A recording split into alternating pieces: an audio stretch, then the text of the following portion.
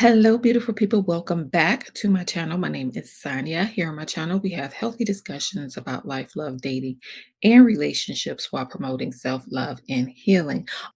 I oftentimes use shows and hot topics as my medium, and today I'm talking about Married at First Sight, season 16, episode 3. And I'm just going to briefly go over my thoughts of the couples, offer some possible insight, perspective, something that we can learn, or hopefully something that you can use in your real life. Okay. But I hope you all are well and thank you for supporting my channel. So let's get started on our couples. We're going to start with Aries and Jasmine. Now, I know last week I said that I have hope for Aries, and I do. So here are my rules with life and relationships in particular, especially romantic relationships. Relationships are a great love or a great lesson. You can learn from the situation. Everyone isn't your forever. They may be with you for a moment in time, right? And that could be this for the both of them because I'm learning that the both of them may need to learn some lessons about themselves. One thing I do like about Married at First Sight, besides the fact that it does give great commentary, is that the people on the show have the opportunity to look back on the show and see their own behavior and see how they show up.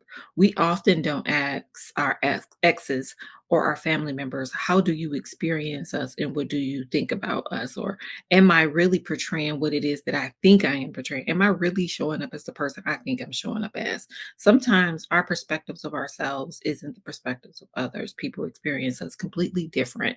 And so we don't have that relationship because a lot of times we feel like if they're the ex, they're the enemy and it's over. And sometimes that's for safety reasons. That's a great thing. But sometimes it just didn't work out and you could learn about yourself in a relationship. And that may be this for them. We shall see. I still do think that Aries wants a marriage and I do think he wants a family. In my last video, I called him a man without a country. The dangerous thing about a man without a country is that they don't have a solid foundation, a solid male foundation. Aries is used to being around women, but I don't know that Aries has a man to help mentor him on manhood, on being a husband, on evolving and changing, right? There are plenty of people who used to be players who've changed their lives around, and just as there are some who never have. People can change, and I know we don't like to believe that, but if you believe that, then you believe that you can't change and you can't grow and you can't develop. Some things about people will always be yes, but there are things that you can learn to do to manage certain behaviors and beliefs. And in some ways, you can make a complete change. It's all about perspective and whether or not you want to do the work. And Aries needs some help with doing the work. The unfortunate part is I don't think this show will offer him the tools that he needs. And that's kind of unfortunate. Well, it's very unfortunate, in fact, because he won't have male guidance like he needs. A man without a country, like I said, is seeking validation. They're seeking home. They're seeking safety. And I can see by that statement he made at the table, which I found to be very disrespectful when they asked, what dream position would you put your wife in? And he said what he said. I can tell right now that one, he's seeking the validation of other men, which is dangerous, number one. And number two, he doesn't have a mature, solid foundation around him. Like the guy did a good job of telling him, like, that's your wife, she's an automatic 10. But no one like pulled his coattail a little bit, like, that's your wife. You don't want to talk to your wife or about your wife in the manner that he did. So I have concerns.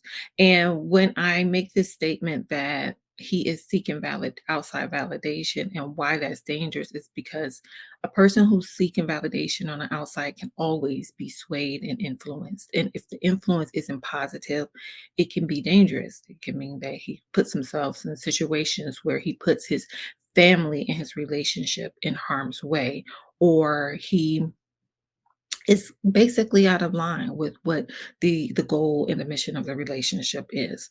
So Aries needs some maturity. He does need to grow up. He does need to like continue to learn himself. And I do feel like, hey, you need some mentorship. And I hope that if he isn't able to get it on this show, that he does take the opportunity to look at himself on the show and gain perspective if they don't work out. If they stay together, I hope that he continues to work on it for this relationship. So that's kind of my stance on it. And then I was also looking at when Aries was taking in Jasmine saying that she has all of these puppies and dogs and just all the things that she does, which I'm about to talk about Jasmine in a second.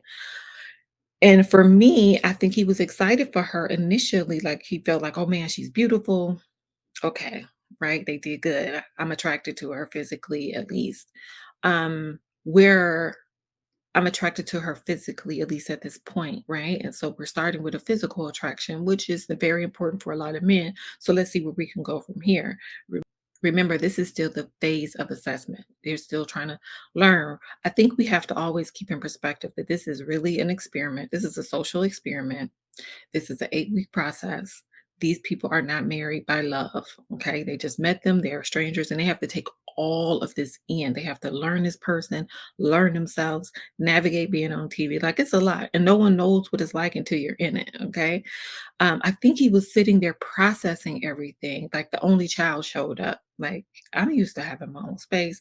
Not only do I have to get used to being with a wife, I have to get used to all of her puppies and all of her jobs. Like, would she really have time for me? Would she have time for this relationship? Who's going to take care of the dog? What does the house smell like? Like, I can see his brain I can see his brain just going like, okay, I don't know. And I think that's kind of why he was shutting down. It was him trying to process all of the information that had been given to him. Not everyone can do two things at one time, like carry on the conversation while they're trying to figure things out. Some people need to stop and think about it. And I think Aries is one of those. Let me stop and think about what's really going on here and can I handle it? And I think he was trying to convince himself, and so he kept saying things like, but that's what marriage is about, right? Like, this is what I'm doing. Again, Aries needs guidance, and I hope that he can get the guidance that he needs. If not, that he can look back on this show and seek out the guidance that he needs and the support that he needs and look at himself and give himself permission to learn and grow from it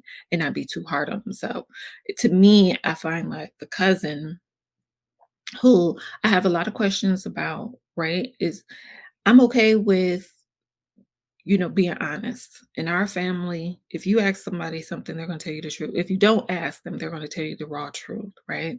But I do have questions about this cousin, not because I feel like she may be honest. Again, I go back to, are you someone who constantly feeds him negative things?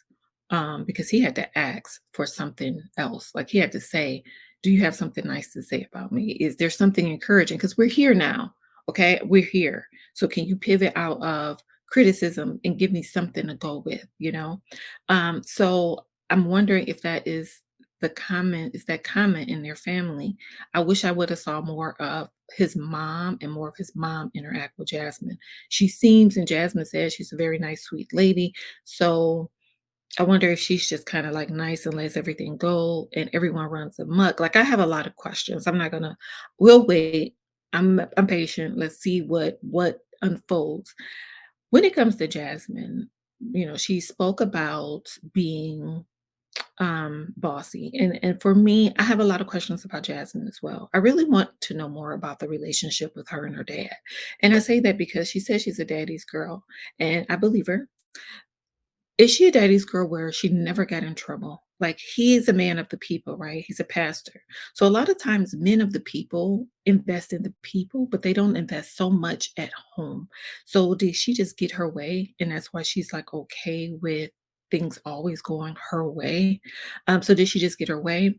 And did he not pour into her more, like spend more nurturing times with her and having conversations about life and relationship and boys, because there's some contradictory there. Like she said that her dad is a pastor, so divorce isn't an option. However, you've lived with men, right? So what are you seeking here? I just have questions about her. So we're going to wait and see. I'm wanting more of this to unfold. I also wonder, like, are you used to men being unavailable to you emotionally and you've filled your cup up? I have that question. So have you just like filled your cup up with all the things? Is that why you have so many jobs and all of these puppies? And What are we feeling here? Or are these really passions? These could just really be passions of hers, and she's really just a person who has hobbies and passions and lives her life. But how do you make room for your mate? And if a problem that you've had in your past relationships is that you were not able to make room for your partner, how have you dealt with that and rectified that? And how have you gained the ability to negotiate with your partner as far as time? I just have questions. So we're going to see again for the two of them, this could be a great love or this could be a great lesson. We'll see as time unfolds. Next up, we have Gina and Clint. I'm not going to talk a lot about Clint this episode because I have a feeling there's a lot to come.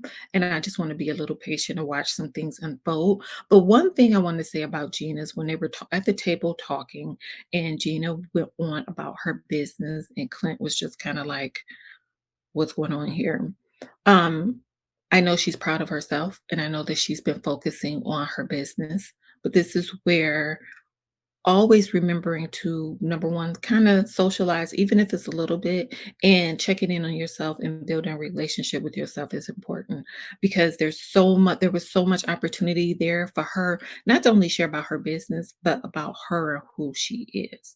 A lot of times we as women who are successful feel like, oh, he is intimidated by me. But it may not be intimidation. It really may just be what else is there about you? I can't learn you. I can't see you. I can't feel you for the woman that you are, right? People want to know the woman that you are. Who are you as a person in your career and your job? Isn't you in total? If that's taken away, who am I laying next to in bed?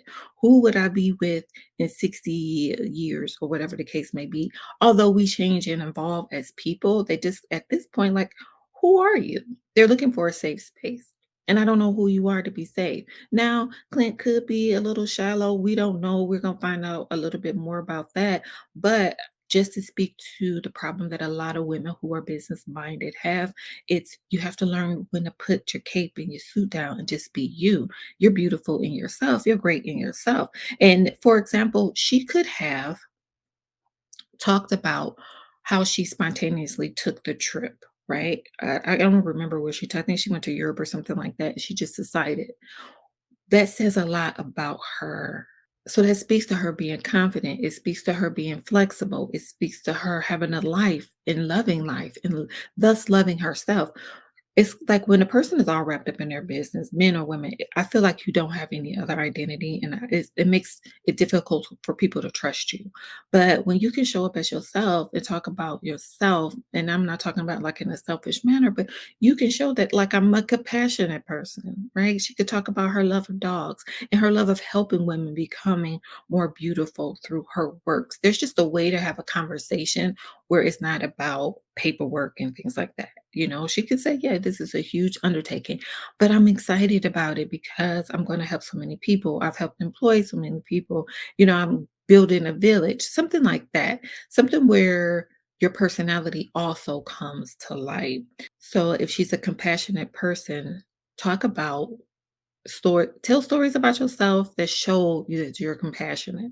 That's all I'm saying. So I feel like um there isn't anything wrong with being a business minded woman, but there's more to you.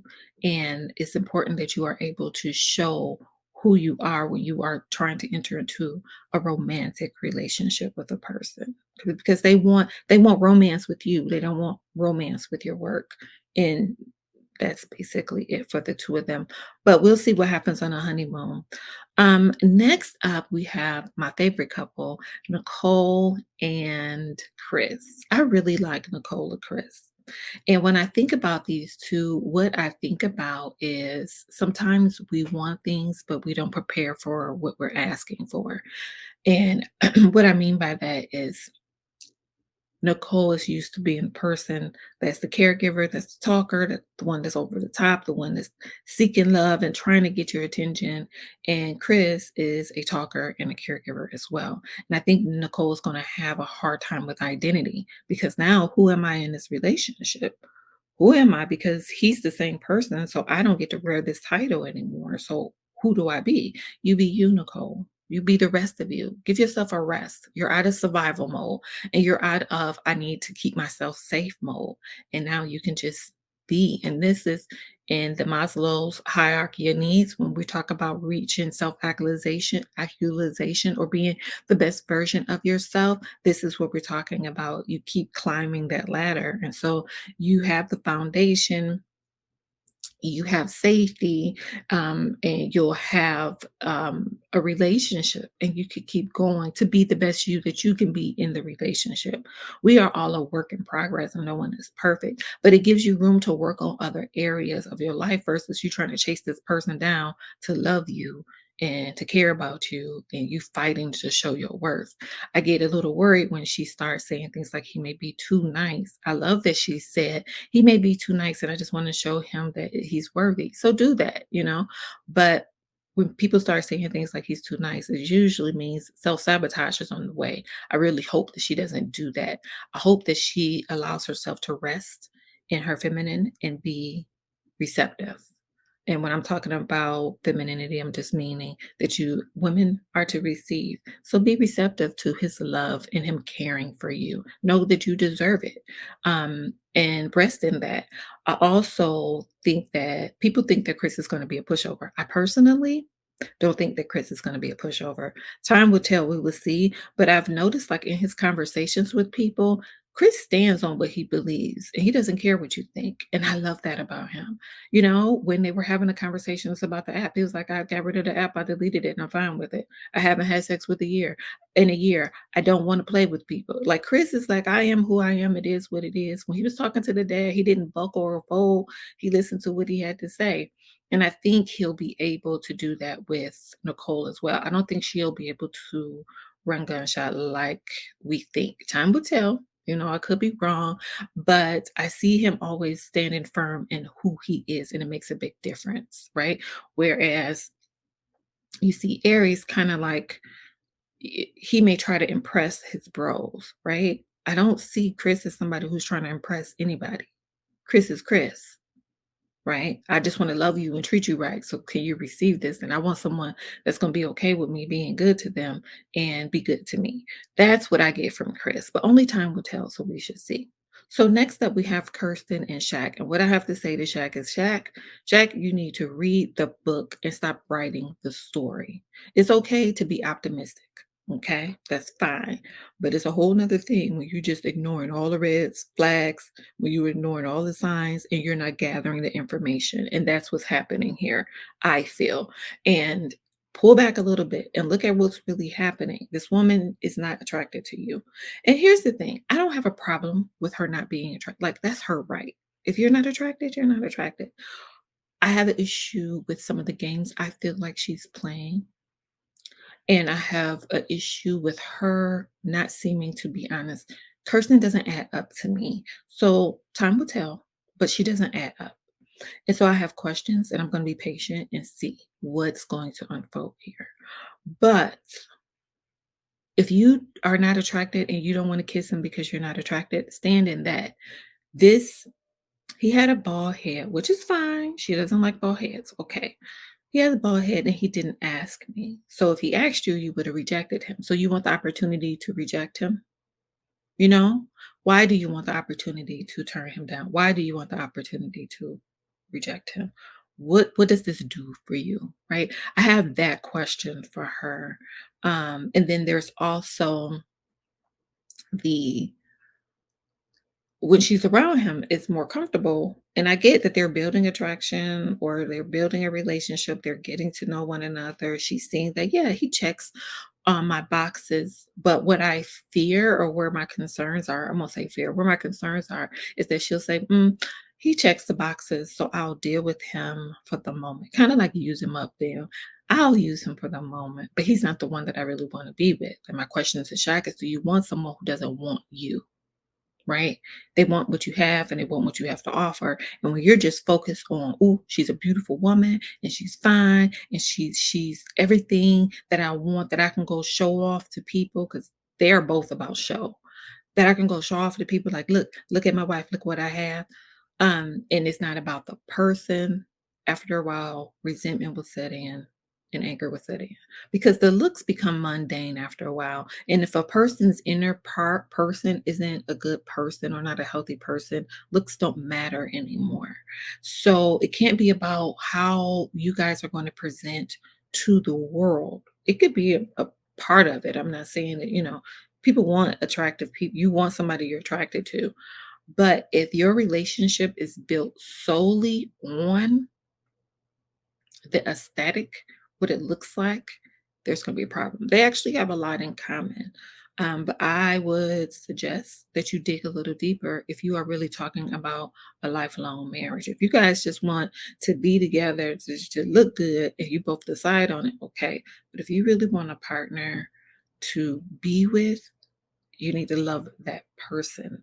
And this is an opportunity for Shaq to really get to know who he's trying to chase because I have a feeling that Shaq is about to gas up the car and put the brick on the gas and put his foot on the brick and just go full steam ahead at trying to please her and make her like him. And that is not a good thing to do because the rejection from that is going to be so hard. Now, if he wants to take the rejection, if he wants the experience, if it's all worth it to him, okay. Just as long as you are aware of what you are doing. I believe in informed decisions. Are you making an informed decision about this relationship and how you plan on moving forward? And so we will see what happens. I think both of them are good people. I just think that there's some areas that, can be worked on, as with all of us. We all have areas that we can work on. Um, but I don't want Shaq to be so focused on the narrative in his head that he's making excuses for behavior. He's ignoring the signs and he ends up getting himself hurt. Kirsten, if this isn't the man for you, it's okay to say that this isn't the man for you. If you want to be patient and wait and see what happens because you feel like attraction can grow, then say that, own that. But there's like this little, I want him to do this, but if he doesn't do that. And I saw that his friends gave him the advice to ask her to kiss, and that was bad because that should be between them. I feel like sometimes you have to know your place as a friend and a family member, and you have to allow people to navigate the relationship. Those are my thoughts so far on Married at First Sight Season 16. Please let me know your thoughts in the comment section below. I will timestamp this video so you will see chapters if you just care about a certain couple. I'm not going to split it up this time. If you have any questions, please let me know. Please don't forget to like, share, and subscribe to my channel. I appreciate you being here. And please don't forget to love yourself for who you are. Have a wonderful, wonderful rest of your day. Take care. Bye-bye.